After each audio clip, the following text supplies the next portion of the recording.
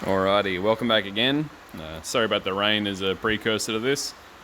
So what we're doing today is yet another RB25 gearbox behind an SR20. This one is going into a nice blue S15. So I've had this kit in the car already, but it had developed some engine issues, so fixing up this engine, now putting it back in, figured it'd be a good time to just talk about the kit itself. So the kit came with this adapter plates. This is an Alpha Omega. You see that nice little symbol there? So Alpha Omega kit. So adapter plate came with a gearbox, which has been machined. So you can see a couple of marks here. I'll explain that in a second.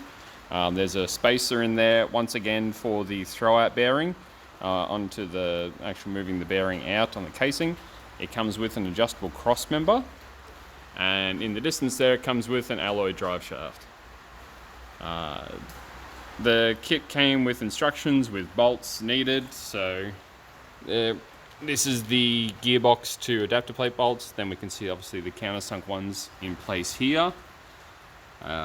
There's one missing at the moment. I've just kind of misplaced it, but I'll hunt it down in a second. By and large, this kit is very easy to assemble. The quality is quite good. I've installed one of these previously years ago and I was quite happy with it, as long as you read the instructions. Once again, it's a doweled cross member, which is very good. There isn't a protruding dowel from the other side, but this is noticeably quite thick compared to, say, the Delos kit. This is to a dual mass flywheel because there's 15 and he wants to keep it comfortable. The countersunk bolts, we're all pretty happy. This is a good indication of how they look. So the machining was quite nice. I didn't have to adjust anything. I didn't have to adjust any sort of threads. Everything really sort of just bolted together.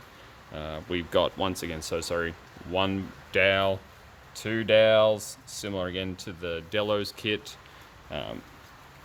So the differences really here between this and the Delo kit. So this is a thicker adapter plate.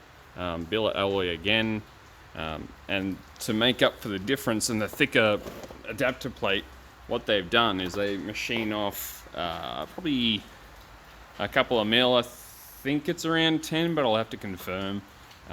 That is a thing that they do in-house. So if you purchase the full kit, which includes this gearbox here, and this is a brand new gearbox, they will take the bell housing and machine it down. I should have grabbed a spelled bell housing to show you the difference, but they machine this down to make sure that your spigot bush engagement is still good.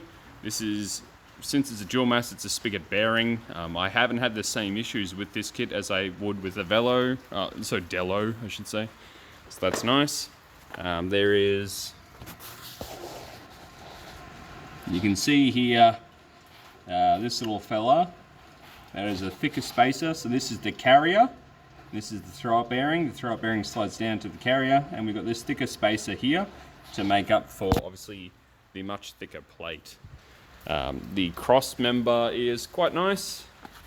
Bugger, it's a bit hard to see here at the moment.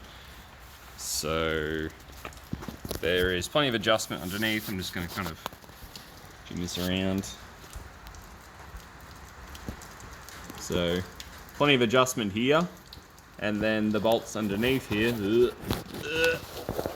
Maybe. That's not going to look very great. But the key thing here, it's a two-piece design. So it's a common single piece that goes across over. It is three-piece. So one piece bolts on this side, allows for adjustment. Common piece down the bottom here, and then another piece here. This is so you don't have to run with Nissan's S13, R33, whatever. They run an A, B, and a C cross member.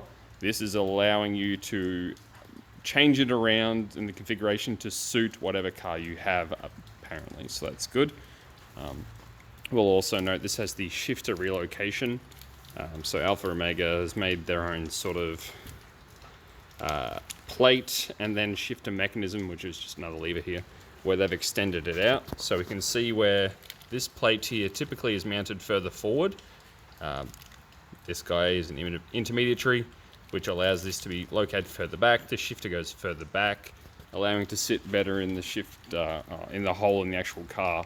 Typically, this would be quite far forward in the vehicle, so to bring it back, what is this, about inch and a half? Yeah, pretty good. Seemed to fit up really nicely, which I was quite surprised about. The shift feels pretty good. The owner of the vehicle has noted it's slightly crunchy into fourth, but being a brand new gearbox, we're still flushing through fluid and everything, so we'll see how that hashes out over time, but so far so good. It actually is a pretty nice little bit of kit. You can't buy it separately though, from what I've seen, which is a real pain in the ass, because I would quite like one of those myself to try. The drive shaft is just a lovely little alloy piece. I think these are 1310 unis. I don't think they're 1350s. So it comes with the whole thing in a nice little alloy here. A bit of an upgrade from the standard steel one with the constantly blowing out center joints. Fitted up nicely. It was ordered to spec to this vehicle. I believe this vehicle is an ABS differential, so when you go through, you tick and flick what you want. If you want the adapter plate, yep. You want the new gearbox, yep. You want it machined, yep. You want the relocating shifter, yep. You want the drive shaft, yep. Which means it's expensive. It is quite expensive. I would probably start arguing at this point, price-wise, that a T56 is worth having a very good look at. But if you want to keep just Nissan stuff, nice and stock, because arguably this does fit better in S15. You still have to do a little massaging around the firewall. That's because this is still quite a thick gearbox at the bell housing here. So in order to make it fit, you've got to kind of just tap around a couple of spots. But the kit itself does fit very well together. The quality control seems quite good. All the bolts were included. The packaging was very good. The threads, the countersunk sections, the problems I had with the Delo is not present here, which is really nice. The machining service is quite a nice little addition. The spacer is quite good in there for the throw-up bearing, and obviously it does the thing it needs to. Cross members, cool. I'm not sure if it's overly necessary, considering I personally have a bunch of different cross members, so I could just make whatever work, but if you don't have that, this is quite good to have. The shifter plate there is pretty cool. I'm keen to drive this car myself and see how it feels personally. And the yellow drive shaft is just a nice little bonus, I suppose. If you're going to do it, you may as well do a little bit excessive. It certainly future-proofs this car for whatever turbo and things we later want to build into, which is a nice thing to have. You don't really want to buy an expensive gearbox conversion to be limited by a rather weak or undersized drive shaft, so I appreciate that little bit of overkill at least. Otherwise, that's kind of it. Buy the full kit, bolt the full kit together, follow the instructions. You can easily do it yourself.